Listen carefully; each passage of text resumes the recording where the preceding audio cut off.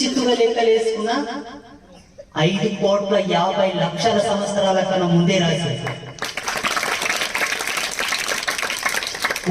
రఫ్గా చెబుతేవాడు పంచాంగ గణనాన్ని మన వాళ్ళు ప్రామాణికమైన సూత్రంలో తీసుకొస్తారు. మూల సిద్ధాంతీకరణ పంచాంగానికి ఎవరు లెక్కలు చెప్పలేకపోతారు. ఎందుకంటే మన సనాతన ధర్మంలో కాలగణన, కాలం యొక్క పరిమితి, లెక్కలు ఎవరు చెప్పలేకపోయింది. ఋషుల యొక్క తాపసికమైన శక్తి కూడా సాధ్యం కాలేదు. అంతకు పూర్వం రచించినటువంటి పంచాంగ ఆధారితంగా ఇప్పుడు పలానా నెలలో సూర్యగ్రహణం పడుతుంది, పలానా సమయాన్ని బట్టి పలానా సమయానికి విడుస్తుందని మన వాళ్ళు రాశారు.